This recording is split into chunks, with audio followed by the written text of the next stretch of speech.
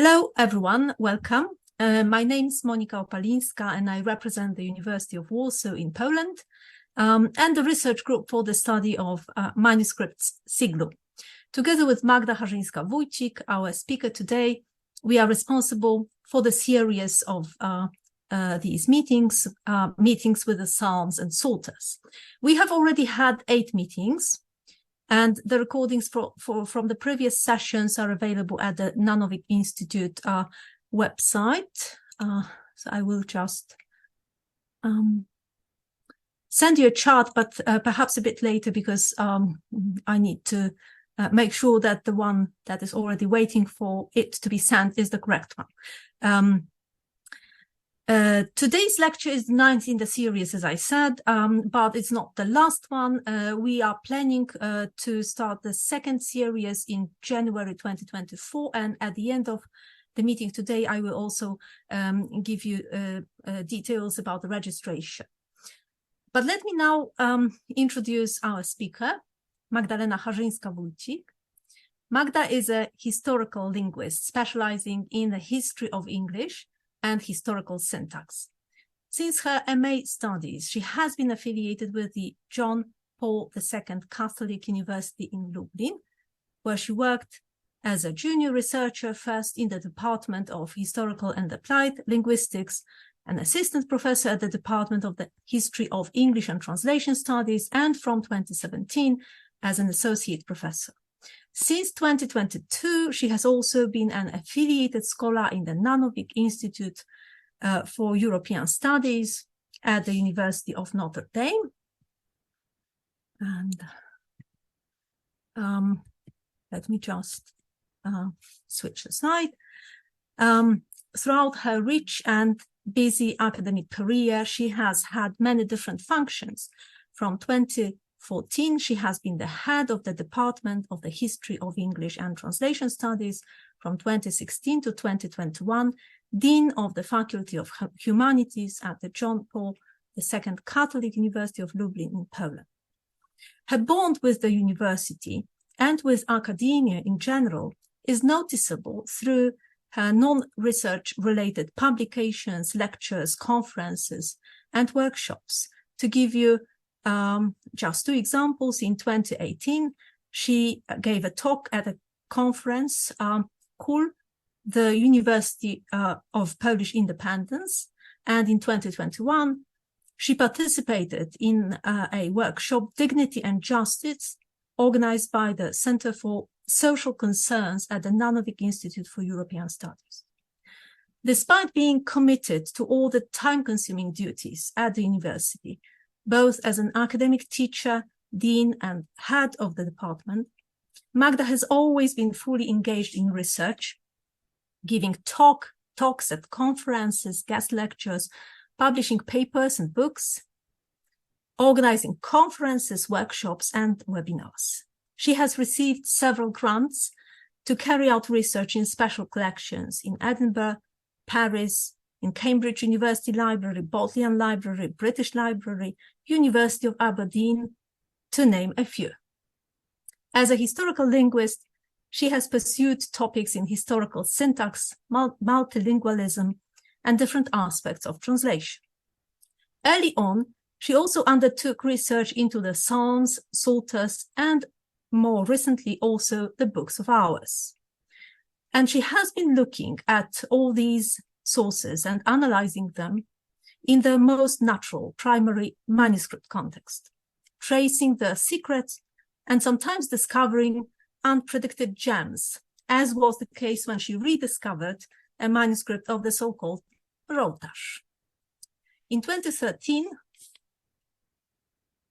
Magda published a monograph, Text and Context in Jerome's Psalter, Prose Translations into Old, Middle, and Early Modern English, which, to use her own words, provides an illustrative presentation of the development of the English language over 700 years by offering an edition of a selection of carefully chosen English prose translations of Psalms 1 to 50, based on Jerome's Latin Psalters and executed between the Old English period and early modern English. Magda's research is really astounding, both when it comes to its scope, the diligence of her work, and the never-fading enthusiasm for all aspects of the language of the Psalms and the voice of the Psalters, be it single case studies, comparative traditional analysis, or cross-sectional analysis of numerous sources. Magda is not only a brilliant scholar, but also a great speaker. I have had an opportunity to listen to her talks on several occasions, also when she accepted my invitation to a guest lecture in Warsaw, and it has always been an unrivaled experience. On a more personal note, let me say that it has been a privilege to jointly organize this series with her and to get to know her and her work better over these past few months. Today, Magda Charzyńska-Wójcik will talk about a Psalter in Exile, on an early modern English translation of the Psalms from the Vulgate. Well, I am intrigued by the title, so without much further ado, let me give the floor to Magda. Thank you, Monica, very much for this introduction. I thought I was prepared, but now I'm not completely sure anymore. Let me just see if I can share my screen.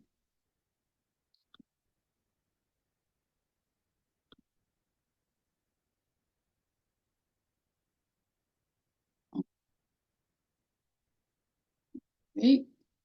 Can you see my screen now? Right. Okay. So Monica said without much further ado, and I think that's exactly how I should proceed. I think it is customary to begin by saying what you're going to talk about, but I think I'll challenge this pattern today and this model and defer this moment for a while. Let me just begin by saying that I think anybody who's ever read anything about the Book of Psalms knows that it has been qualified by adjectives in the superlative degree ever since it started to be written about. So when one comes across a sentence that begins with the most popular book of the Bible, or the most popular religious text, or the most frequently copied book of the Bible, the most lavishly decorated book of the Bible, the most often translated book of the Bible, this sentence inevitably ends with the Psalter. The Psalter is also often described in terms of uniqueness.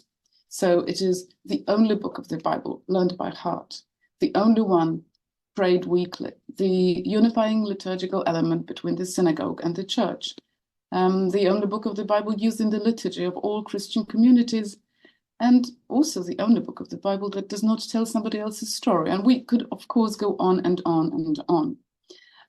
The Psalter is also often defined by the first, many various types of first. So it is the first book of the Bible, very often, the first book of the Bible translated into vernaculars, the first book of the Bible printed separately, the first book ever printed in America, the first task entrusted to a novice upon entering monastic life was to learn the Psalter. And the book that I'm going to talk about is also all three of these. It is the most, the first, and the only. But it is the most and the only in rather negative, unexpectedly negative ways. In particular, it is the most neglected translation of the Book of Psalms, translated into English. Although it is the first independent translation, Catholic translation of the Book of Psalms made after the 14th century, and it is also, sadly, the only one that has never returned from exile. The purpose of this talk is to rectify it by devoting to this translation the attention it deserves, hence the suspense. So if this is really neglected and this really has been overlooked, how did I come across it? Because if it was really neglected, I would never find out about it. Well, that's true. But several years ago, when I was working on a different project, I was looking for translations of the Book of Psalms that met these three criteria. Namely, the source text was the Latin Vulgate, and the target text was a complete Book of Psalms rather than a partial translation, and the translation was made in prose. And anybody who knows anything about translations of the Bible and translations of the Book of Psalms knows that And if you've ever looked at any catalogue of these translations, you know that they contain literally hundreds of thousands of translations in their various editions. But most of the time, I'm sorry, something does not work. Most of the time, the translations are not from the Vulgate, but from the original languages or via other sources. Most of the time, they are partial translation, and very often they are metrical. And even if they are from Latin, it's usually not the Vulgate. And even if it is the Vulgate, and even if it is a complete Psalter, and even if it is a prose translation, then a combination of all three of these is a rare bird indeed. Now, for those of you who never looked at catalogues of translations of the editions of the Bible, this is what they look like, and they just you're presented with lists of editions, and then you start with the Bible, and then you go on with Psalms, and it goes on and on and on. But paradoxically, even without looking at these lists, anybody who knows anything about translations of the Book of Psalms knows immediately that in the section with the Psalms, you're going to come across Coverdale's translation from the Vulgate from 1540. And in the section with the Bibles, the only item that will match all these three criteria will be the Douay Rheims Bible translation, whose Old Testament was issued in 1609 and 1610. Because the part with the Psalms came out in 1610, we talk about the 1610 Douay Psalms. And it was only reprinted once in 1635 in an unchanged form. So there's these two things that you know that you're going to find in these catalogues, and you don't really know what else, because you just go through and through and through, and none of the text actually meets the criteria. And then comes a wonderful surprise. The surprise is the Psalms of David in prose, translated from the Vulgate, no place, no name. And well, as I said, it is a lovely surprise, but the problem begins when you want to find out more about it, and then you really understand the full sense of the phrase, the more you learn, the less you know. Because this translation, together with its second edition, which came out in 1704, has been misrepresented in all possible ways. Now, before I represent these misrepresentations, let me show you the book, because then some of these misrepresentations will become, the source of some of these misrepresentations will become apparent. So this is the book, the title page. As you can see, it is almost completely empty, especially in comparison of the usually crammed title pages of the day. There is no author on the title page. There's no dedication, there's no indication who is to benefit from reading it, no place of the publication, no printer's name, nor is there information who is entitled to selling it. There is nothing. And this may account for some of the accumulated mistakes, but not for all of them. And let me illustrate these mistakes based on the 1700, on this first edition.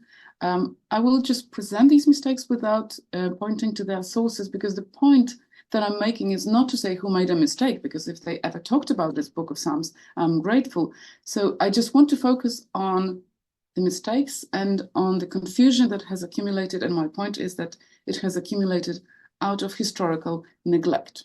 So in the left-hand side column, we have the facts. And in the right-hand side column, we have what you can come across in the literature. It doesn't mean that's all you ever come across in the literature, but it is what you can come across in the literature and what you actually often do. So the title is spelled with Psalms, with the word Psalms is spelled with the E, but the word Vulgate is spelled without the final E. Very often in the literature, you come across the modernized version, which does not seem a big problem, but once you start looking into the library catalogs, you might actually hit the problem, because some of them give the original version. The year of the publication was 1700, as you saw on the title page, but you do come across information that it was printed in 1701. The book was published anonymously, but you do come across mentions saying that it was published under Carroll's name. The preface that precedes the translations of biblical materials are often preceded with prefaces. The preface is anonymous, but you will come across information saying that the preface was a joint work of John Betham and John Ingleton, who in fact wrote two separate approbations to this translation, but not the anonymous preface.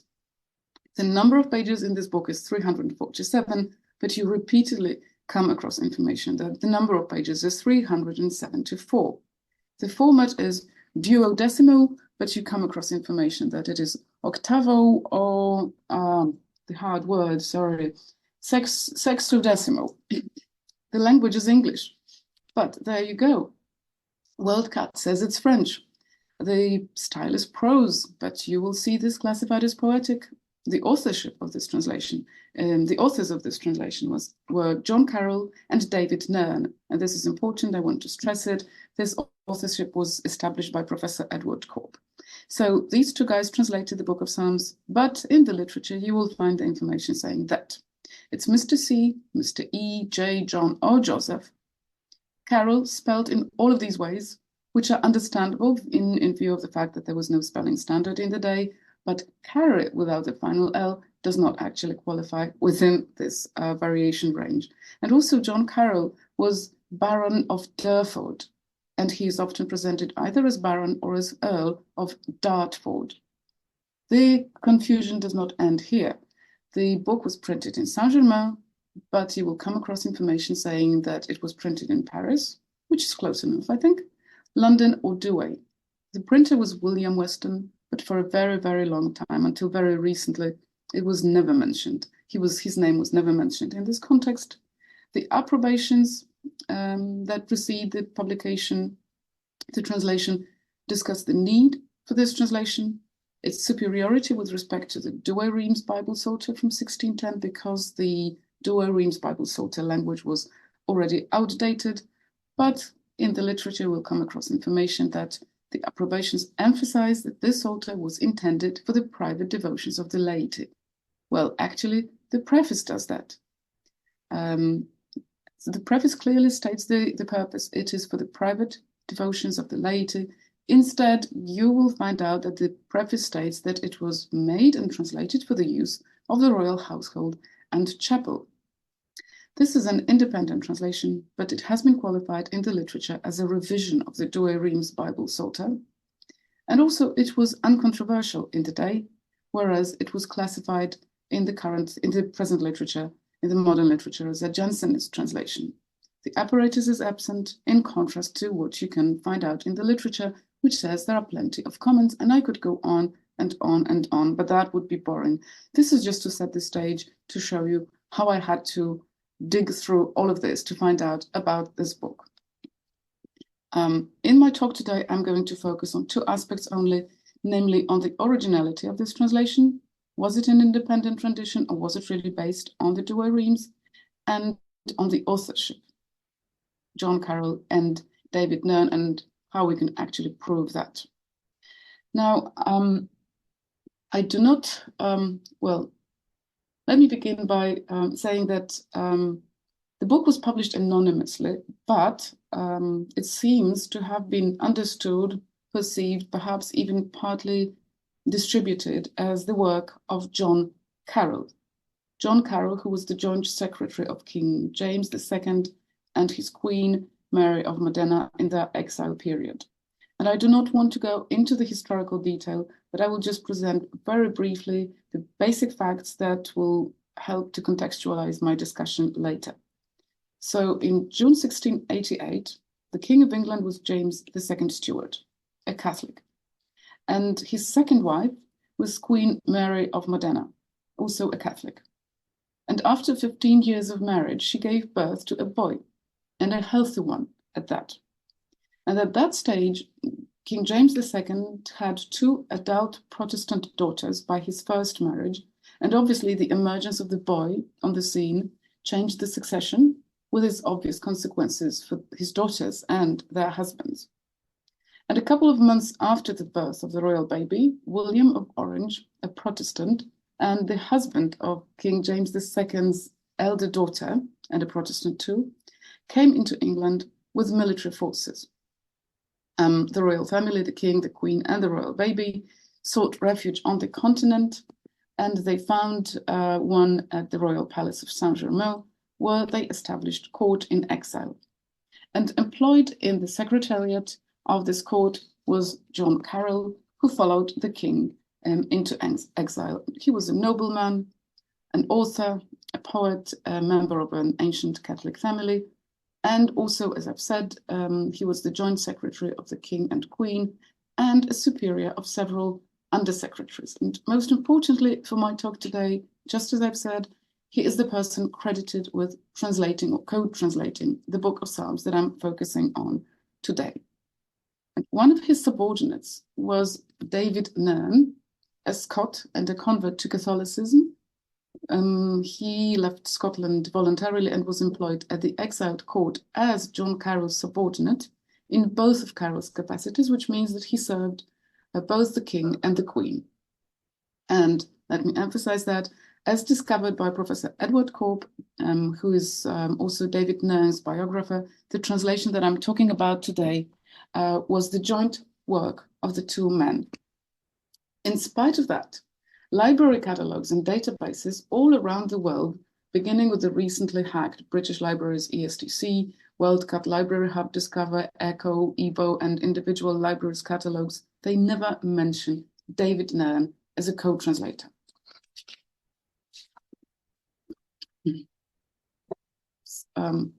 Scholarly literature, as I've said, scholarly literature on translations of the Book of Psalms hardly ever mentioned. And in fact, if you read the mentions, you get the impression that none of the authors who's ever written about this Book of Psalms, almost none, has ever read the book.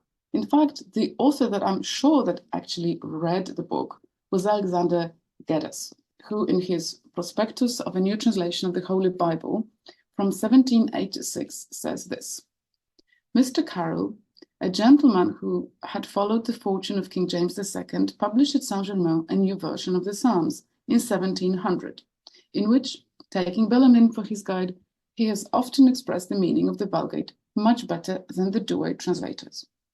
By the way, parts of this assessment and description have circulated or have been circulating in the later literature, mostly without quoting Geddes as the source.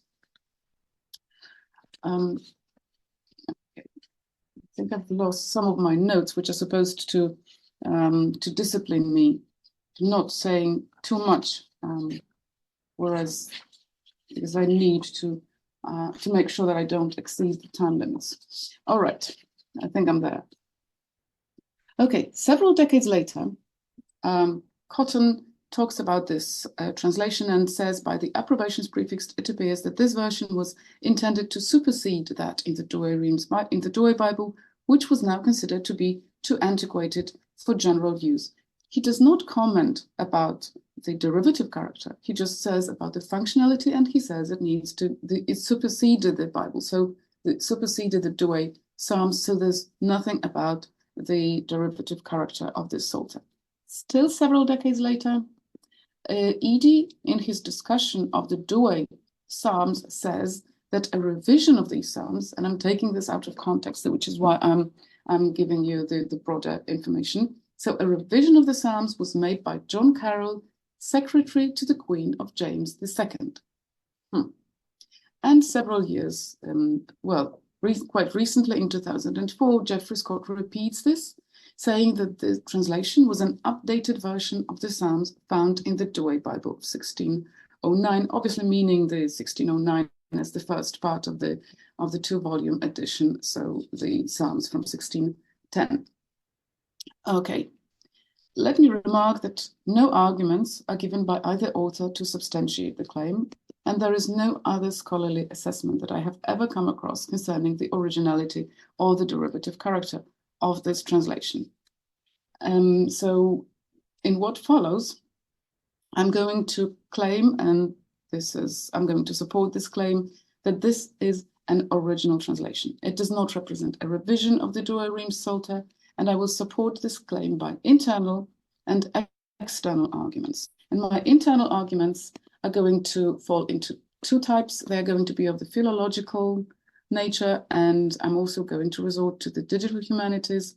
As far as the philological analyses are concerned, I'm going to present very brief samples of three types: word order analysis, word choices, and a classification of revisions. and digital humanities will come later on. Okay, so the philological perspective. First of all, this is a very brief sample, 1610, Lord, rebuke me not in thy fury, nor chastise me in thy wrath. 1700, so the translation that I'm focusing on today, O Lord, rebuke me not in thy indignation, nor chastise me in thy anger. And I think when you look at the screen, it is easy to see why a conclusion concerning the derivative character of the 1700 Psalms might arise. Obviously, this is not equally true of all passages from the two Psalms, but from the two Psalters, but I selected the verse that illustrates this problem particularly well. So these versions might at first glance look like an original and a revision with identical word order and word choices which are almost identical, but for two divergences. But I think in order to properly evaluate the relationship between these two English renditions, one needs to look at the original, which we know was the same for both texts. So this is the Latin. The Latin word order is not exactly replicated in the two translations, but it is almost identical. And we could say that it represents the most natural way of rendering this Latin passage. But even if this is so, I decided to have a look at more translations of the same verse to see what light they can shed on the similarity of these renditions. So I'm going to stick to the color codes. So the orange for Latin word order and the gray for the word order assumed jointly by the two translations, which I'm claiming to be independent. So I looked at renditions of the Book of Psalms, starting with Richard Rolle, early version of the Wyclified Bible, late version, some of the renditions that appear in the English books of hours, the Coverdale's Psalm versions that circulate in primers, and also even a King James Bible, which we know was not really based on the Vulgate, but that was a complicated matter. So here comes what I'm now presenting the classified examples. So Richard Rolle in the Sidney-Sussex manuscript, early version, and the two versions of the English books of hours, which usually stand out most from the established tradition, in particular, St. John's G24, which is different than other texts, but in the tradition, and Oxford University College 179, which is a different translation altogether. So these texts, out of the 11 ones that I examined, they replicate the Latin word order identically in the same manner. I mean, identical. They just replicate it, okay? And all the remaining texts, Richard Rolle in the edition prepared by Michael Kuczynski, the late version, 1539, Coverdale's version, and his revised edition in the Bible, his independent translation of the Book of Psalms, the primer version, then the Douairimes, the Saint-Germain, and King James all share the same word order. So we could conclude based on that, the word order that is exhibited by Latin is only met in the early translations, but not even in all of them, whereas all later translations, plus some earlier ones, all replicate, or maybe not replicate, represent the same word order, which then can be assumed to have been taken independently, selected independently by 1610 and 1700 translations. So on the whole, I think we have to admit that word order as evidence in cases like this should not really be counted as a measure of comparing textual similarities. Now, word choices. Looking at the same verse, 6.1, and at its Latin original, of course, because that's where we begin. So in Latin, we have 13 words, and I started by saying that there are only 2 divergent lexical choices. But if we look more closely at these Latin words, we can see that 8 items leave the translator with little or no choice whatsoever. And there are only 5 non-function words in the passage. One of them being dominus, we are actually left with only 4 words where we can expect different choices. And out of the 4 words, 2 words are identical and 2 are different. And I think you can definitely see that this is a very different perspective than just two divergent choices. Now, looking at these choices, furor is translated in 1610 as fury, and this is a rare choice, but an unsurprising choice for the Douay-Rheims Bible, because this is a Latinate word, whereas the 1700 translation, my translation, that's how I think about it, goes for indignation to translate furor. And this is a word with a long tradition in this context. Coverdale used it in the same context. Tyndale uses it in his New Testament. Obviously, he didn't do the Psalms, but he translates Latin furor by means of indignation. So 1700 does not follow the 1610 translation and relies on a more natural choice. When it comes to ira, the Douay-Rheims Bible translates it as wrath, and this word has a long tradition in this context. But the 1700 translation actually departs from it. And I think we can say that not choosing wrath in 1700 is actually a departure that is not really expected of a revision.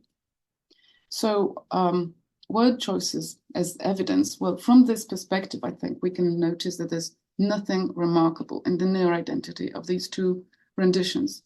And the initial observation that there are only two divergent choices should actually be restated. It can say, well, we can restate it in many different ways, but definitely we're not talking about near identity. Although it is important to emphasize that it is very easy to fall for the superficial similarities between biblical translations, both concerning word order and word choices. Now, there's an additional perspective that we can assume when analyzing this translation, because the 1700 text was actually reprinted in 1704 in a reviewed and corrected form. And I decided to compare the places in which the 1704 diverges from the original edition and look for the places in which these divergences coincide with the 1610 translation. And I was specifically looking not at improvements like word choices, like stylistic choices, but at grammatical corrections and corrections of meaning. And whenever I found contexts in which 1704 seems to revert to the 1610 text, that shows in terms of grammar or meaning corrections, that shows that the 1700 text cannot be based on the 1610 text, because these corrections would never have to be made. And this is particularly true of instances in which the 1610 represents Latin very directly and very closely. Let me illustrate this with just a handful of examples. So, for instance, in 1610, the English translation reads, will meditate, which translates Latin future meditabitur. 1700 translates it as present tense, meditates, but the 1704 revision corrects it into the future, will meditate. And we have more examples like that. So Latin has future, 1610 has future, 1700 has present, and 1704 corrects it to the future tense. These corrections do not only affect verbs, they are also typical of nouns. So we can have a singular noun in Latin, in the Douay-Rheims, plural noun in the first edition, and a singular noun in the second edition of the translation. Also, the same happens the other way around. So a plural Latin noun is correctly translated as plural in the 1610, let's say incorrectly translated as singular in the 1700, and then there is a correction, a reversal to the plural in 1704. Now, the remaining three examples are not really corrections, but let's say ways of disciplining the English text towards the Latin. And as we know, these translations would really try to be strict, not slavishly strict, but very close to the Latin. So we have a Latin subjunctive structure, subjunctive in 1610, infinitive in 1700, and a reversal to the subjunctive in 1704, and the same with the active-passive active pattern. So, and there are more cases like this. Let me emphasize, there are also cases that work the other way around, but I think I was focusing on those instances in which it was clear for me that the 1700 translators did not work on the 1610 text, because otherwise they would not have chosen, have made these decisions. About the meaning corrections. I will just give one example without a lot of discussion. Annunciabitur is translated in 1610 as shall be showed, 1700 as shall belong, and 1704 is definitely a correction towards to will be made known. And I'm not talking about lexical choices. This is a meaning difference. And in conclusion, we can say that 1610 and 1700, together with its revised text, are definitely different renditions. 1700 is not based on the 1610 text. Now, the digital humanities perspective actually supports that. I know that a lot of people frown when they hear the word digital humanities, the phrase digital humanities, so I will try to be very brief without being incomprehensible. And I'm going to present what I want to say in 4 simple points. So first of all, because we're dealing with texts coming from pre-normalization, pre-spelling standard period, and if you want to use any computer software to analyze your data, you need to normalize the words so that the computer focuses only on translatorial differences rather than formal differences. So I normalized all spellings. That's easy. Then secondly, I focus on, I analyze the words that are used, the so-called, I rely on the bag of words method, disregarding word order. And in this method, every text is translated by the computer software into a vector, multidimensional vector, and there are as many dimensions to this vector as there are different words in this text, and the values of these dimensions are determined by the number the number of occurrences of a particular word in this context. So each text is transformed into a vector, a multidimensional vector, and then the computer software calculates the angle between these vectors and the cosine between these angles. And it represents these values in terms of numbers between 0 means 0 similarities, and 1 means identity. But as you can see, these results, although they look, well, visually pleasing, I think, like a very nice patchwork, but they're difficult to interpret. So what is subsequently imposed on, these data undergo clustering. There are several clustering algorithms, and as a result of the clusterings, we can see the mutual affinities between the texts. So let me show you this on the basis of Psalm 8. This is one of the dendrograms, and I'm going to show you how to read this, beginning with what we know about the Psalter translations. So this is 1539 Coverdale's translation of the Book of Psalms as part of his complete Bible, and this is its revision.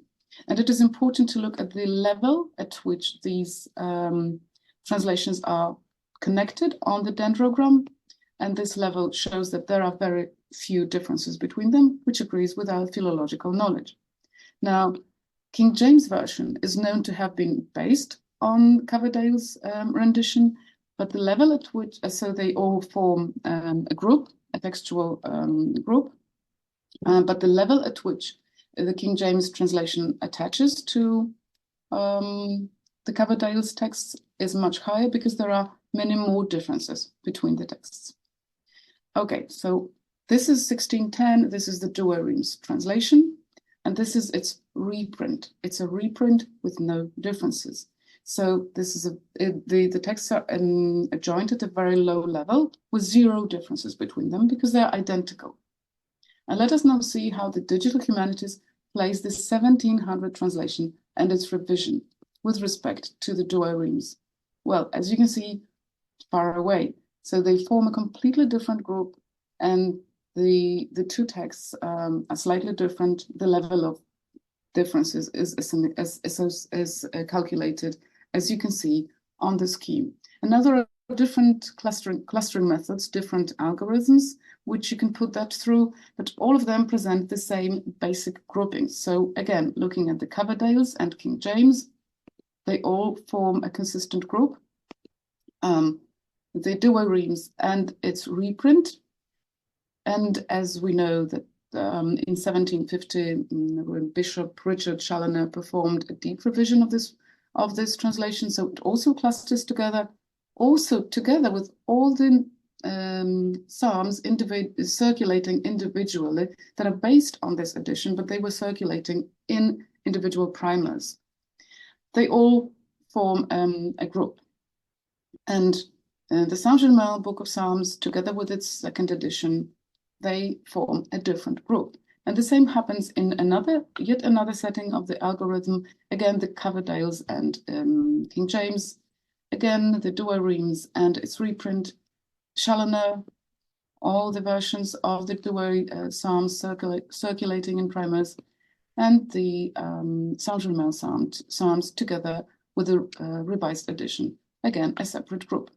So I think both the philological examinations and the digital humanities jointly tell us one thing. The 1700 translation is not a revision of the 1610 of the Douay-Rheims. It is an independent translation. So that much for the internal evidence. Now moving on to the external evidence. In fact, there's only one thing. There's only one piece of external evidence that I want to rely on, but an amazing source, it really is. It is a diary. It is a diary of Sir David Nairn, which is, the diary is deposited in the National Library of Scotland. And of course, before you begin to base your examinations on a diary, there's one big question. Is it a reliable source? Because if you are to draw any research conclusions, you need to pose this question. For me, the answer to this question is the fact that Professor Edward Corp, Stewart historian, and the biography of David Nairn drew on this source, but you might want some extra evidence. So let me just tell you that historical evidence, like historical events like the death of Prince William, Duke of Gloucester, the election of Cardinal Albani as Pope, or the death of King James II, they are all represented correctly in the diary. It is also important before we analyze, before we draw conclusions based on the diary, to know what kind of attention to detail this diary allows. Now, look at this. I bought a spoon, fork, and a knife in a case. Or I had 2 teeth pulled out, one by Caron and one by the famous tooth drawer. He couldn't remember the name, but he left as a blank. An Italian who drew one of the kings and one of the queens and 3 or 4 of the princes. This is an important clue, how we should read what is written in the diary versus what is omitted. And one final point is the importance of corrections. There are very, very few of them in the diary, so they are meaningful, and every time they appear, they should be given their due attention. They should be focused on. Okay, what am I looking for in the diary? I'm looking for information about the timing of the translation, about the originality, and about the division of labor, because 2 men performed it, so we want to know how they worked, who did what. So starting with the timing. This is the diary, this is 1696, and this is December. And as you can see, on the last day of the month, the diary says, I began in Mr. Carroll's chamber to write the translation of the Psalms. And then it continues, January the 2nd, 3rd, and so on and so forth. But I think, judging by the time that I have, I cannot read all the diary entries. I will just focus on the ones that I need to draw your attention to. So it continues. In January, still, there is a correction here. He says, Nairn says, I read the translation. And then there is a correction. And then he says, we came the length of the 70th Psalm. And then he writes something else that he started writing. So it was apparently important to mark the progress of this work. And then we go on with further entries, which all of them describe, they are selected from the diary and they describe the progress of the translation. And another moment that I want to focus on is I read upon the translation, and we came to the 150th Psalm. This is not a correction per se, but it is an insertion, so I think I can count that as a correction. The sentence looks perfectly fine without upon, but for some reason, Nairn decided to add this word in between the lines, And then we go on and on until on March the 14th, Nern says, I finished the translation of the Psalms in the morning. All right, so in sum, the translation started on the last day of 1696, and the project was completed on the 14th of March, 1697. So it covered the span of 70 days, but the number of recorded sessions within that time is 19. Now, I calculated the number of words in Psalms 1 to 50 in that translation, it's about 50,000 words. So if we divide 50,000 words into 19 sessions, that means that the two men translated the book of Psalms at a pace of 2,630 words in manuscript per session. If we alternatively divided the number of words into the number of days the whole project covered, that would give us 715 translated words in manuscript per day. But I think this is a methodologically unacceptable solution because the diary is so detailed that we can't do that. You must admit that 2,630 translated words in manuscript, so not only do you have to translate, but you also have to write it down. This seems like a lot. And I thought if there's possibly a way of verifying this really impressive ratio, especially that if you look at the diary at that time, there are very many other activities that Nern was performing. So I tried to verify the translation speed by something that was, well, very quickly offered itself for me in the diary. In particular, on March the 21st, Nern says that he starts to make a copy of the Psalms, and he continues making that copy, and we find out that this is a translation, this is a clean copy of the first tome of the Psalms to be bound for the Queen. So he is making a clean copy of the Psalms for the Queen, and that proceeds, well, how does that proceed really? Let me give you a summary of that. Well, again, we're still talking about 50,000 words, but this time Nern is making a copy for the Queen, so he's making a copy in his formal hand. But every single entry that we had here was, I finished, I gave, I completed, I sent. It doesn't say when he worked and how he worked. We know that on the 10th of May, Nern gave the first tome to be bound for the Queen, and on the 16th of May, he completed the second tome. That would mean that he wrote 24,500 words if the tomes are divided equally between Psalms 175 and 76 to 150. Well, it is true that there were no other duties at this time, but in fact, it seems to me that this data, what we have here, does not really entitle me to make any valid calculations of the number of words copied per day. So that was a big disappointment, I must admit. But then as you continue reading the diary, Nern starts copying the Psalms for printing. So he starts copying the Psalms for printing on the 4th of July, 1697, and on the 15th of July, 1697, he says, I finished the writing of the first 50 Psalms and gave them to Mr. Mono to begin his share. Mr. Dempster was to write the last.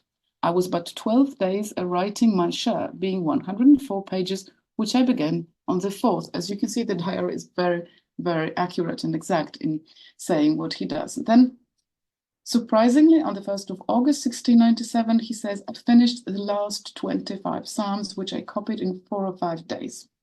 Apparently, the last portion was not done as was planned originally. And on the 13th of August, the diary says that Mr. Mono finished the last sheet of Psalms. Okay, so I think this gives me grounds to calculate the copying speed. Okay, there was another correction which I wanted to draw your attention to, but I don't think there's enough time for that. So, copying speed for the print. Nern copied Psalms 1 to 50, that is about 16,000 words in 12 days, which gives us a ratio of 1,300 words a day. And then in this second smaller copying assignment, he copied 5,500 words in 4 or 5 days. If that was 5 days, that was 1,000 words per day. If that was 4 days, it was 1,300 words a day. Well, how does that compare to a 2,630 translated words a day? Well, for me, that throws light on the work of the translation, but I did not immediately know how to interpret that. I decided to try to focus on the entries and to perform a more detailed analysis of these entries to see how the division of labor proceeded, so that I can actually understand how they translated, who translated what, how they managed to translate it so fast. So I performed a focused analysis of entries, and as you must have noticed by now, there are 3 types of activities associated with the Psalms. One is the translation.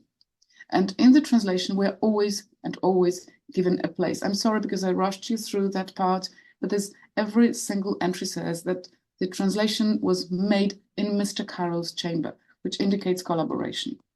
Then there is copying, in which case we are never given a place. The work is divided between the secretaries. Nairn always works on his own and only records the task and its completion. And then for the binding, he always involves my Mr. Whiteford, who was a prefect of the studies of the Scots College in Paris. So in the case of the translation, we really deal with a collaboration. Now, what kind of collaboration is that? It can be revealed by a study of pronouns. So I looked at the kind of pronouns that Nairn used in his entries. So he says, he came the length of the 40th Psalm, meaning Carroll, and then we, and we, so many times. And then I finished the translation. So I think there's one he, one I, and on the whole, they worked together. Now, if you focus on the verbs that he uses to describe the translation activity, this is a list of them, and here comes a summary. 15 times he uses the verb write. Once write with, he was writing with Mr. Carroll. Once finished, but then there's one occurrence of write out, which implies just copying. And there's one instance of writing upon. You remember that point when the word upon was inserted to a ready line, which was kind of correction, but also implies correction in itself. What does that mean for us? I decided that in order to understand what it means, I need to look at other contexts in which I know for sure that Nairn was copying the work. So in these contexts, Nairn uses the verbs like dictate. For example, I read a paper in English which Mr. Carroll dictated. I read out, or to write out, like I began to write out Mr. Carroll's poem about the plot. We know that it was Carroll's composition because it had been published before. And then he says about writing out a fair copy or writing a fair copy, duplicating, correcting, and copying, which allows me to conclude that the diary reports genuine collaboration on the translation, and that Nairn was involved, Nairn's involvement was not purely secretarial. Do we have any additional support for that? Yes, philological examinations confirm that the text is a representation of 2 slightly different grammars, which would support the idea that there are 2 authors of the text. But how do we know that Carroll's other secretaries were not involved at the translation stage? Well, for one thing, remember that Nairn was among the copyists of the translation of the printing next to Carroll's other secretaries, but then Nairn presents the full copying agenda. But no other secretary is mentioned at the translation stage. And also, when there is a translation job divided between Carroll's secretaries, we read all about that in the diary, as for instance, January the 22nd, 1701, when Nairn is supposed to do his share of the translation. And the diary says, I dined with Mr. Carroll and took my share of the translation. And then he mentions 3 other people who did the rest. And then he says, I finished in the morning my share of the translation and gave it to Mr. Secretary. So the diary is really an invaluable source about how this translation proceeded. So in conclusion, I think I have shown conclusively that The diary can be relied on. This is an original translation. We're not talking about a revision, we're talking about translating and not correcting, not copying, not revising. That's never a word that has come up in the dictionary. And the textual analysis confirms that fully. We also know, just as presented by Professor Edward Corp, that the work was co-authored by John Carroll. And I actually consulted Professor Edward Corp about that last Sunday before delivering this project, this talk. And Professor Corp agrees with me that John Carroll must have made the first draft, and they were actually writing together. So Nairn was sitting and writing on that draft, writing corrections, but he actually contributed to the final text because he always worked there. He always marked the passage where he finished. So they are the joint authors of this text, and I have also shown that can be confirmed by textual analysis. So if the diary is so trustworthy, my big question at this stage was, where are the Psalms for the Queen? Because the diary said that on May the 10th, 16th, it speaks about the first tome of the Psalms to be bound for the Queen. And then on May the 16th, we read about Nairn saying, I ended the third copy of the translation of the Psalms. And then on June the 1st, Nairn says, I returned to Saint-Germain and I saw Mr. Secretary that night and brought him the Psalms bound. I want the Psalms for the Queen. All right, that was, so we're looking for a text written in an octavo that would have been deposited in the Scots College in Paris because that's where the King's and the Queen's possessions were kept. And then there was the revolution. So that was quite an adventure and it took me quite a long time, but I was determined to find the manuscript for the Queen.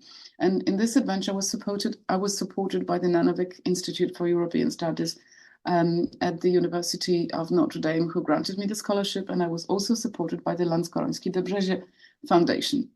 And this joint financial support allowed me to, ta-da! Halloran, I was looking literally through everything and all the inventories of things that were salvaged from the Scots College in the vicissitudes of the revolution. And finally, Halloran 1997 says this. Among all other items, he mentions 2 volumes of the Psalms of David translated from the Vulgate in manuscript, beautifully bound in red leather with gold tooling and gold edges. To cut the long story short, I went to Aberdeen, Scottish Catholic Archives, where I was looking in Wolfston Reading Room of the Sir Duncan Rice Library in Aberdeen. I was looking for 2 volumes in octavo, bound in red leather with gold tooling and gold edges. Okay, and a bookplate of the Scots College in Paris and the handwriting representing the formal hand of David Nairn. So, the material clues, the Scots College bookplate, the format, the handwriting. I must say that Professor Edward Corp also confirms that this is David Nairn's handwriting. And also, the Psalter is completely not used, which is consistent with the fact that Queen Mary of Modena was Italian. She wanted to be a nun, so she would not need a Psalter in English. She knew her Psalms by heart in Latin, and if she ever might want a Psalter in any vernacular, that would have been Italian. The textual clues also confirm that the text is an earlier version of the 1700 translation and its later reviewed and corrected edition from 1704. What did I do next? I sat down and edited the text and collated it throughout with the 2 printed editions. And I'm in the process of comparing it with the Douay-Rheims translation. And I'm performing the philological analysis and also doing the digital humanities stuff. And what I have done so far confirms that this is not a revision, but an original rendition. And in my discussions of the dendrograms, I was always skipping one text. This text was the text as written in the manuscript. This is the manuscript Book of Psalms, which, as you can see, fits into the group with the Saint-Germain Psalms. And as you can see, it attaches higher It differs more from the printed editions than the two printed texts from each other. And this is because we know that, and we learn about this in the preface to the translation, that the work has been revised and corrected by some persons who are the most proper judges of such writings. So between the manuscript, which we have, between the manuscript for the Queen and the printing, there were other people who worked on the translation. Hence the differences. And the diary also confirms this, because on December the 7th, and the 6th, and the 30th, Nern writes the corrections of the Psalms. He writes the corrections, and then he writes the preface to the, I read the preface to the last corrected translations of the Psalms and carried the book to Dr. Betham. Dr. Betham, who actually signed one of the approbations that precede the translation. So what is the relevance of the manuscript discovery, apart from ruining all my research that I've done so far, that I'm very happy to start anew? So when the translation was completed, just as I said, the Psalms were read and corrected by the most proper judges of such writings, which means that without the manuscript, we can only see the product of the translation, which is the amalgamated version of the translation and all the later corrections of other people. The nature of the translation and its originality should be examined based on the manuscript, and all the reversals that I showed you, the reversals that, well, not reversals, all the convergences with 1610 need to be examined on the manuscript with respect to the two printings, rather than from the first printing to the second printing. Because the printed versions are, as I've said, the joint work of Carroll and Nern and the most proper judges, who were, let's face it, ecclesiastical authorities. So whatever corrections they inserted, they had to be accepted, whereas it is the 1697 text that is actually the joint work of Carroll and Nern. I'm almost finishing, but there's a short prequel to a sequel in which I just want to share with you what I also managed to find out about this translation. So about the 1700, the first edition, I know who got the copies because I know that from the diary. I know who had the copies because I'm traveling around the world to examine the copies, and I know who used them because I'm examining the material aspect of the copies as well. I know that there were two types of title pages, which you can see, one without the vignette and the other one with the vignette. But in fact, they made three types of books, because in some types of books, the title page without the vignette was carefully replaced with the title page with the vignette. I know that there are two types of watermarks on these books, and I know that Nern hand-corrected some copies. I also know that he later added, well, the translators, later added some errata, and up to 2 weeks ago, I thought there's only one type of errata, but I came across a different type of errata in Yale and in New York Public Library. So this is also exciting. I also know that the compositor of this book did not understand English. I know that some copies have absolutely fascinating handwritten annotations, which I'm in the process of examining. And I also know that one copy is bound together with a unique exemplar of another publication that Professor Edward Corp and me, we have written a joint paper about that publication. About 1704, well, this is the second edition of this translation, and it is also the first time that we can actually see the printer's name appear. William Weston, printer and stationer to the King's Most Excellent Majesty of Great Britain for his household and chapel. I know there are only 5 extant copies of the book with this particular title page in the world, and I'm very grateful to all the librarians in the world that have sent me title pages, pictures of the title pages of this copy. Also, the copies have 2 different types of watermarks. They are different in terms of composition, because you might expect that the copy that actually reveals that it was printed in Saint-Germain, so it is associated with the exiled court, might not be preceded with approbations, which reveal that. But, well, there's, at the present stage, I can see there's still a lot that I have to examine, but there's a lot of food for thought. There doesn't seem to be any straightforward way of interpreting this right now.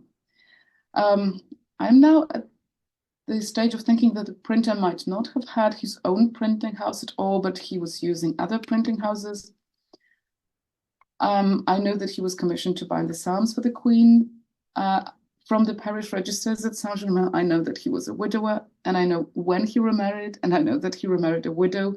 I know the names of his daughters, Mary and Anne, and I know from Professor Edward Cork that they were Nairn's cousins. I know when the printer's children were born and died, and whose children Weston stood godfather for. Also, I know that when David Nairn's daughter had smallpox, David Nairn stayed at the Westons to avoid contracting the disease.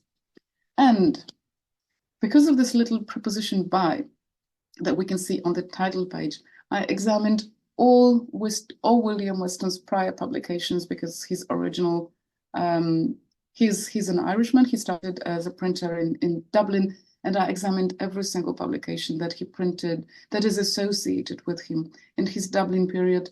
And there is not a single one in Dublin which is preceded by. All the publications in his Dublin period are printed for him or to be sold by him. And actually, when the publications start to be printed by William Weston, there's also an amazing trail of absolutely unique mistakes on the title page, like this translation, and there will be things that are reprinted or pinted. And I know all of this because he didn't sign his name in the book. And I'm further examining the copies, and I can say that different parts of the world show preponderance of copies of different editions and types. And I must say that this all has been a tremendous and wonderful adventure for me. In conclusion, I hope to have thrown some light on this unjustly overlooked translation.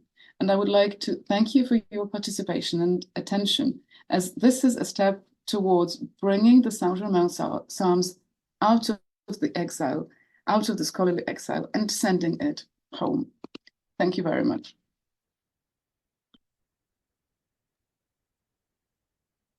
Magda, thank you so much. It's brilliant. I said at the beginning that I was intrigued. Now I'm delighted and fascinated by the depth of your research, by the whole story, actually. You said at the beginning that you divided your research into philological part and digital humanities, internal, external evidence. I just think that this is, modern philological work. This is what a philologist nowadays does. So thank you so much. It's really fascinating. And it's not just, a comprehensive study, but it also is a microhistory, right? Because you end up with this printer, right, with the publisher, and, microhistories of specific books, specific manuscripts, and specific people. So that's absolutely breathtaking. Thank you so much. And you have seen people applauding. I can't see any questions on chat, but I believe that we'll have some questions in a moment. We have quite some time for discussion and questions, so it's up to you who asks the first of them.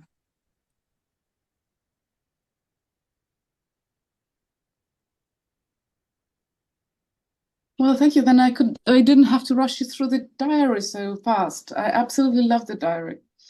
So I could have slowed it down. We can return to it. I was desperate. Yeah, we can return to it if, I think everyone is so overwhelmed. There's a question. Yes, there's a question from Jane.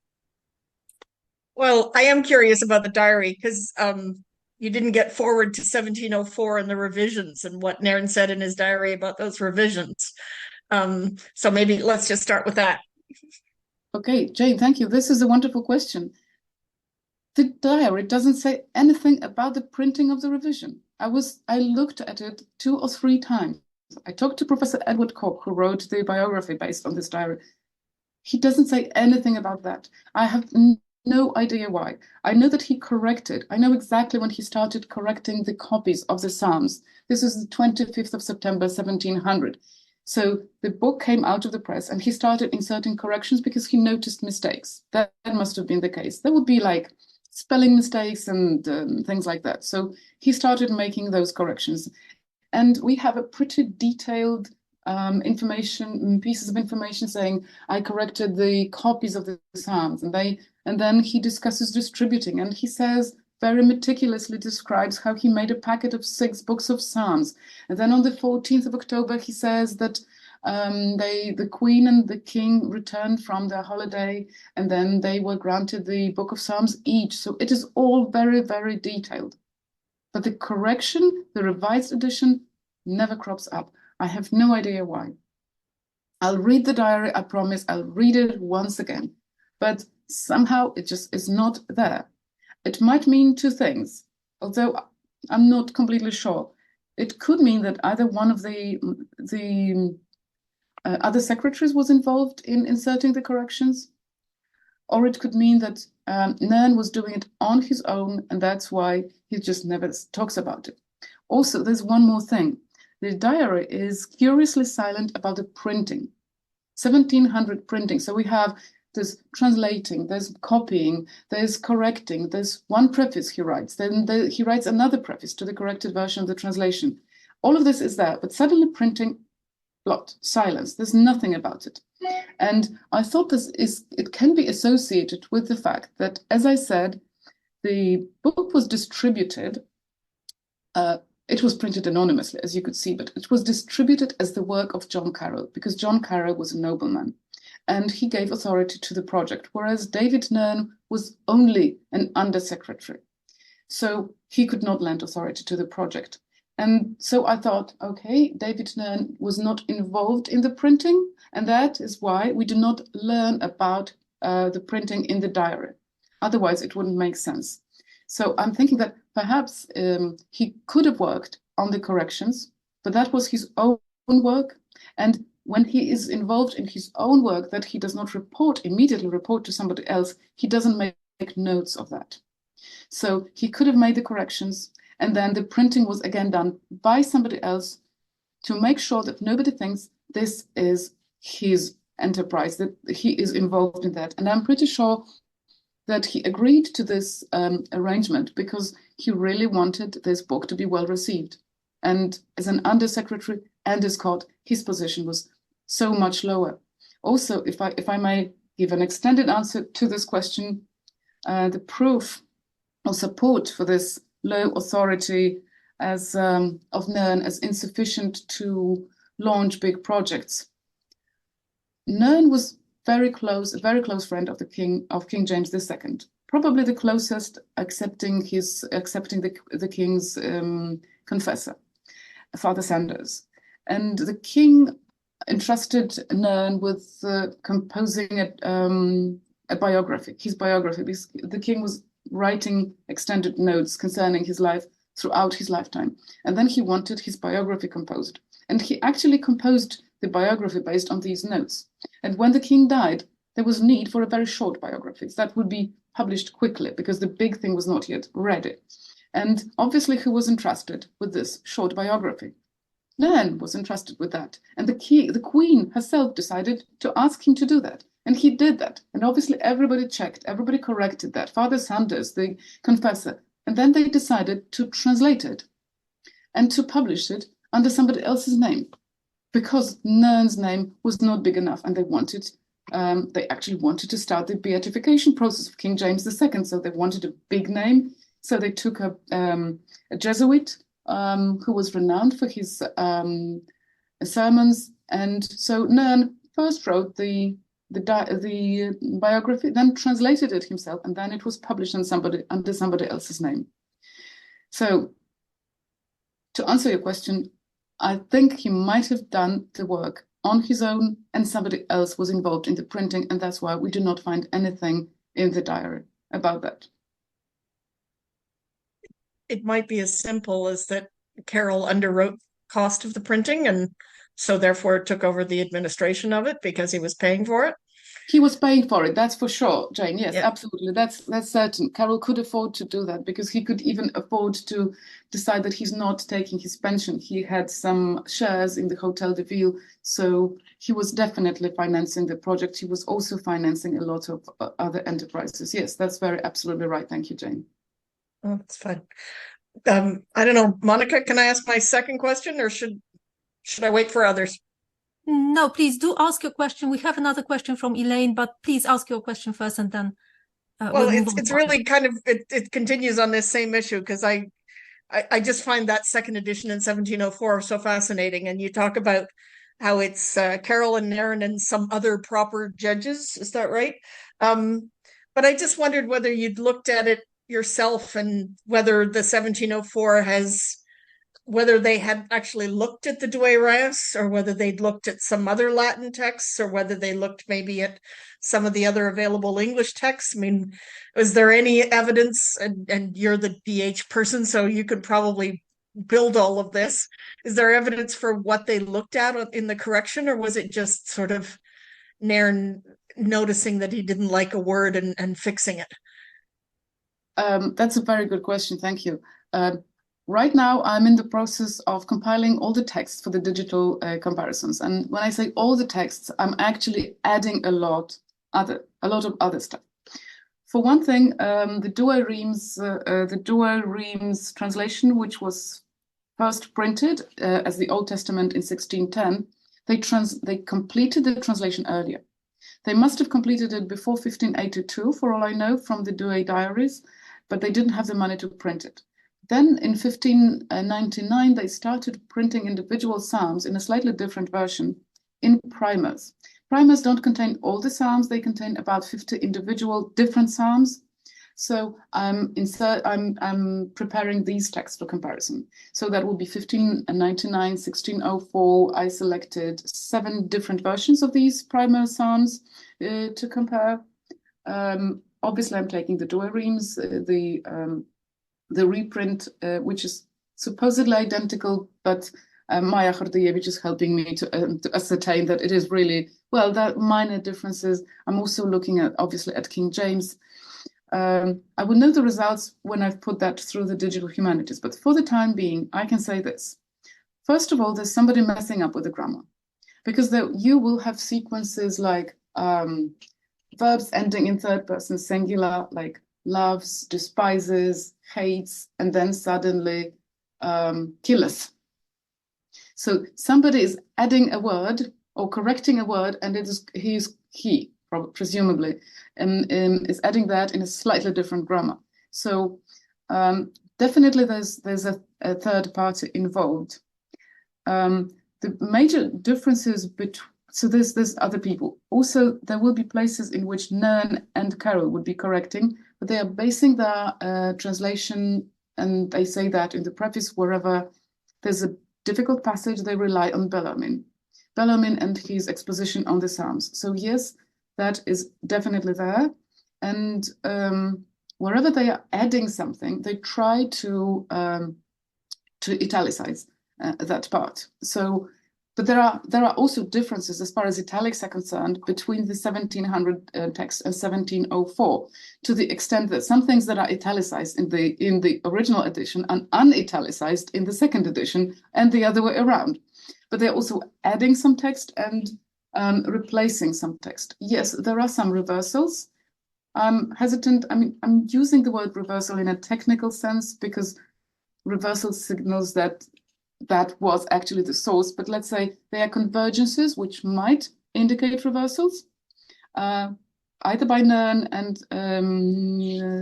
Carol, or by those most proper judges. That I don't know yet. But I have about 900 files ready now that I need to normalize. And once I've normalized them, I need to compare them one by one, psalm by psalm, because that is the only way that you can receive the best results. So as soon as I know that, I'll let you know. Because I'm so curious. I just need to find that out. That's amazing, Magda. I'm now picturing William Weston, who must have been a really good friend of David Nairn's if he's prepared to change itals to non-itals in his composition setup every time that Nairn turns around. Well, exactly. Yes. Also, well, there's so much involved. There's the ornament that appears on the title page and disappears from it. It is important because it also appears in some other publications, and those publications are associated with the Jesuits.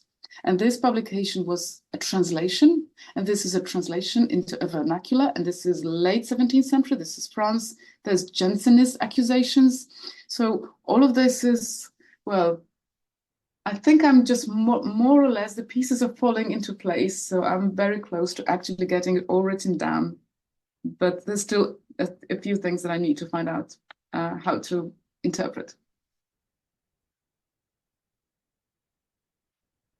Okay, I think that was more or less answers the question about 1704 and the differences between 1700. But there are definitely fewer differences between 17 and 1704 than there are between 1697, the manuscript, and the 1700 text. So thank you for this question. Thank you, Magda. And Lorraine has put her question in chat, so I will read it to you. That's actually a question that I wanted to ask, so thank you for this one. I'd love to hear more about the differences in editions around the world you mentioned at the very end.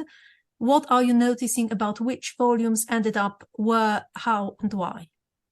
Oh, Lorraine, thank you. Lorraine is also among the people who should be thanked for making it possible for me to examine some of the copies, because 2 weeks ago I managed to examine the Yale copy and 4 copies in New York, because Lorraine invited me for that really amazing trip. So yes, the greatest accumulation of 1,700 copies. I mean, obviously we can expect that the greatest accumulation of copies is in Europe, because that was a Europe printing. But then if we look at the 1,700 copies and 1704 copies, there are only a handful of copies of 1704 in the US, but very many of the 1,700 copies here in the US. For example, the Newberry Library has as many as 4 copies of the 1700 translation. So it seems that many of the people who were given the original copies of the original printing, somehow these copies made it to the US. The people made it to the US. They emigrated to the States to America for some reason. Also, the copies that I'm examining, well, it is amazing because they all say a story. They all tell a story. So I have a copy myself, which I must admit I bought almost by chance. My copy has a vignette on the title page. And as I told you, there are two types of copies on the first edition. The copies with a blank, which I showed you, and the copy with a vignette, which shows St. Jerome translating. And then there is the third type of copy, the type of copy in which the title page was removed. The original title page was removed, and the title page with Jerome was added. And my copy belonged to a Benedictine nun who evidently wanted the copy to display St. Jerome. And it's not as if the original form was just enriched with the vignette. They are set, if you compare the lines, this is a title page that was set anew. For some reason, it was very important to signify this connection with the Jesuits, which for me is to say that this is an orthodox thing, that we are using this. Also, some copies in Durham, and here I owe my thanks to Kim Gallis, who is present here and who is currently in Durham at her own during her own scholarship. She made copies of these copies for me. So in Durham, the copies belong to the Congregation of Poor Clares. And these copies have handwritten inscriptions. And these are reflections on the Psalms or instructions which Psalm should be prayed when. But even more interestingly, there's a separate manuscript which contains reflections on the 7 penitential Psalms. We're talking about nuns, Poor Clares. And this manuscript, which is not part of any of these translations, which is just a separate thing, it offers reflections on the Book of Psalms. And the reflections, as you can imagine, they're preceded with a verse. So this verse, and then there is what it actually says and what it makes you think. And these verses come from David Nern and John Carroll's translation. So these nuns, although these were Catholic nuns and they were supposed to pray the Latin Psalter, they actually used this particular psalm translation for meditation, for thinking about what is important, what it tells them. They must have had access to the primers with the Douay-Rheims translation. They might not have had access to the Douay-Rheims Bible because it only came out twice. So that shows that this translation was necessary. It was important. It was used by many people. I have also come across a letter written in 1705 on the 5th of May by Bishop Thomas Nicholson, Bishop of Scotland, who says that carols, psalms, because they believe they were carols, they are used here in Scotland, and if any more can be sent, they will be of use here. And ta-da, you go to Aberdeen and there are plenty of 1704 copies there. So all of these pieces, they come together and they begin to make a coherent story, which still holds some secrets for me. And I hope it will keep some secrets for me for a long time to come, because this has been an amazing adventure for me and I really don't want it to end. Thank you. These are the copies. So I could talk about the copies for like 3 hours straight, but I think I still need to organize my thoughts about that as well. It is lovely to see when you take the book in your hand. It is a very small book, like half of this it's a duodecimal. So you take the book, and mostly it's the original binding is preserved, and you just hold it in your hand, and you can see how the leather actually preserves the way it was handled by a right-handed person that was holding the book in the left hand and turning the pages. So all of these little material clues, the handwritten information in pencil, like this should be prayed during the morning prayers and so on. All of this is a time machine for me. And I think it is amazing that Nairn left such a detailed diary, that Professor Edward Cork found the diary, that you can have access to it and that you can trace it step by step in such a detailed manner. And in the process, you learn so much about all these different things, right? It's not just it's amazing. Yes. Yeah. Yes, I read about stewards, about history, about printing, about printers' devices, about watermarks, about binding. I actually forced my husband, who's present here in this meeting, who's, well, professionally Dr. Jerzy Wójcik, but quite privately, my husband, to try to divide the measure of similarity for me. So all of this has been amazingly educational for me. Have you come across any copies in Polish archives, repositories of the editions? No. No, there's one on my shelf, on my bookshelf. Yeah, I know that. And this really was an accident, because I never thought I could afford a copy of this edition of this book, but I was looking for something and I just must have mistyped something, and it took me into an auction, and the auction said, I can buy the book, and it was affordable. So I jumped at the opportunity and I did buy it, and I have it and I treasure it. And it is possible that some of these libraries to which you went, or still haven't gone to, right, also have the copies from auctions. Yes, it is possible. Also, as I discovered, the Morgan Library has a copy, but I didn't manage to secure a seat when I was in New York. So I'm going to do that later. It's not listed in the catalogs. It's not listed in the databases. So I do hope there is a chance that there are more copies that I'm going to come across. If anybody ever finds anything about that, either the Psalms of David translated or translated from the Vulgate, please let me know. There is a question from Yuri, so over to you. Thank you, Monica. Thank you very much, Magda, for an amazing story. It's really a very interesting case, an exciting case.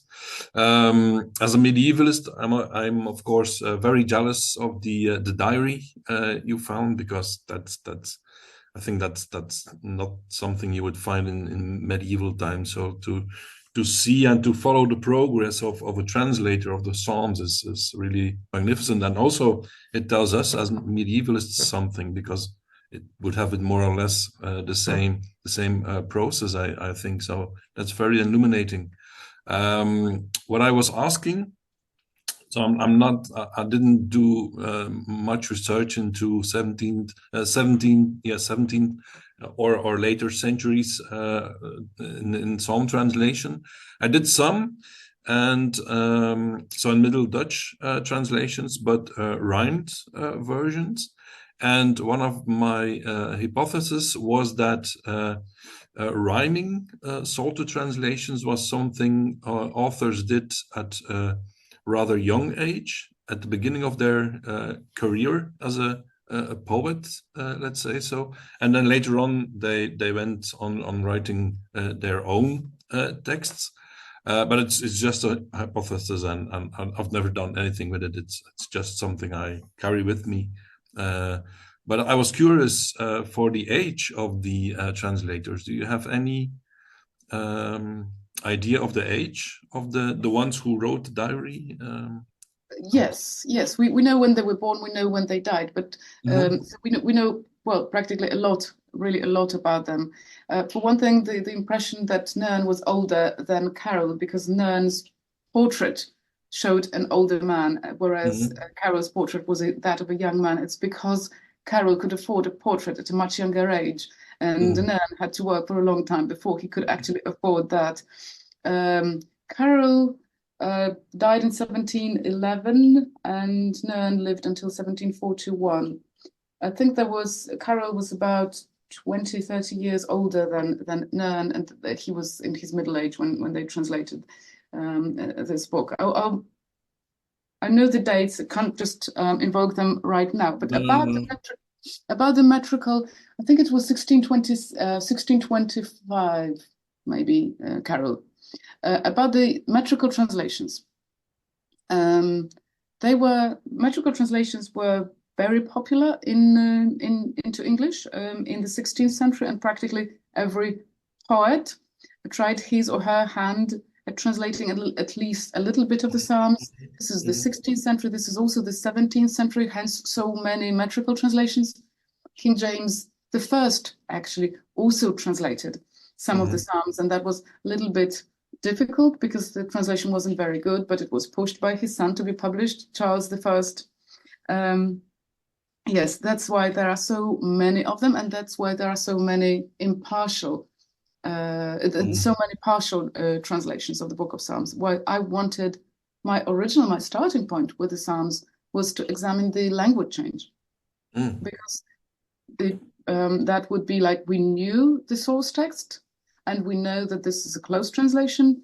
So that was a perfect time machine for me. But then from what was the means turned into its ultimate end. And I want to know everything about Psalm translations that I can find out right now. And I'm using the linguistics as a way of finding my way into the Psalm rather than the other way around. Thank you very much, Magdalena. Very nice story. Thank you so much. And thank you for listening, because, well, as you know, my purpose is to bring this Psalter out of exile, and you being here today, well, that was my ploy.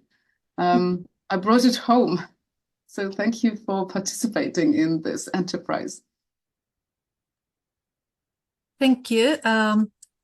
If I don't know if there are any other questions. I can't see any in chat. Kinga has just raised her hand, so over to you. Yeah, sorry, I was waiting with my question because I can ask you in person, and I didn't want to, take away the chance from others to ask their questions. But my question is, but maybe for starters, this was marvelous and a delight to listen to. So thank you very much for that. And my question is, so what was the other text that was bound with one of the copies of the Psalter, on which you actually published? So could you say something about that? Kinga, this is a very Christmassy question. Thank you for that. Because the text is carols for the several days of Christmas. And that is a text that I found about quite by chance when I was just browsing the websites in search of Western, because I was at my wit's end, not being able to find something that I really needed. And that was like page 25 in Google, which is eternity. And I came across something at the website of the University of St. Louis, which said, this is for our blog readers for Christmas. There's carols for the several days of Christmas. And they showed the title page. and on the title page, I saw William Weston's name. So I immediately wrote to the library, and the librarians there are amazingly helpful. So this is a publication that is part of a bigger work that was authored by Luke Wadding, but not Luke Wadding the Franciscan, Luke Wadding, the Bishop of Ferns. And he wrote the so-called A Small Garland of Godless Songs for the solace of his companions and friends.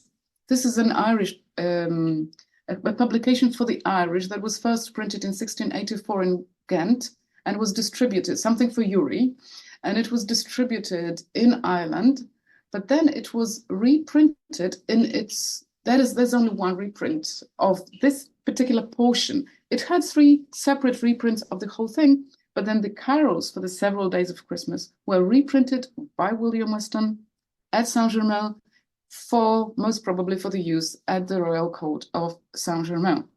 And this is the only copy of this translation that we know of, and I just hope the reviewers will like the proposal and the text can be printed sometime soon. So this is a very Christmassy thing. It's carols for the several days of Christmas. The publication is deficient. It's not properly assembled. It's reprinted, not reprinted. So it's Weston at his best. And I must just make a public admission of my absolute love of mistakes, because it's through the mistakes and through the little errors that we leave our trace for the future generations to try to trace us back. Okay, so thank you. And I think that is also like your determination to go through 25 pages on Google to actually get to it. Yes. Okay. Thank you. Thank you. And I think we should probably be drawing our meeting to an end with this, Christmassy note, as Magda said. Jane has just said it's been a pure delight. I couldn't agree more. Just before we finish, and thank Magda once again very, very much for a fascinating story. Let me very quickly share my screen with you for a moment. I showed you before the slide with the list of our previous speakers, and Magda's talk is at the end here. I also mentioned that recordings of the previous sessions are available at the Nanovic Institute website, and I'm going to send a link to this in a moment. I have also said at the beginning that we are planning a continuation of our meetings in 2024. And we already have a full program. We'll start circulating the post and invitation in January. And today I can share with you I keep having some problems with chat, and for some reason I can't get to the right part. But yes, I already have the link ready. So let me just send it to all the people in the meeting. And for some reason I can't do that. Sorry about that. I will try to adjust it in a moment. I don't know, Magda, if you would like to add anything at this point. Well, I think perhaps we might present all the speakers for the next session, because I don't think we've already said that. Yes. And we also have the QR code to the registration, which, Kinga, can you send it via the chat? So the QR code and the link to the registration for the next series, which is going to be opened by nobody else but Jane Doswell. Yes, and it's it's going to be followed by so Jane's talk in January is going to be followed by Alderic Blom's talk on the 22nd of February. He will be talking about the Old Irish treatise on the Psalter. In March, we'll meet with Elizabeth Solopova. In April, King Alice will be talking about 12th to 14th century vernacular Psalter translations into Middle English, Anglo-Norman, and Middle French. In May, Susan Gillingham will be talking about visual arts and the Book of Psalms. And finally, in June, Lorraine Enlow agreed kindly to talk about Christians, Jews, and interlinear superscription, the use of rabbinic commentaries in an early 13th century Psalter in England. So that's the plan. We hope to see all of you in January. And in the meantime, thanking Magda for a wonderful closure of the first series. Let me wish a very Merry Christmas to everyone. And thank you for your participation, for being with us during the series and today. Thank you very much. Thank you all.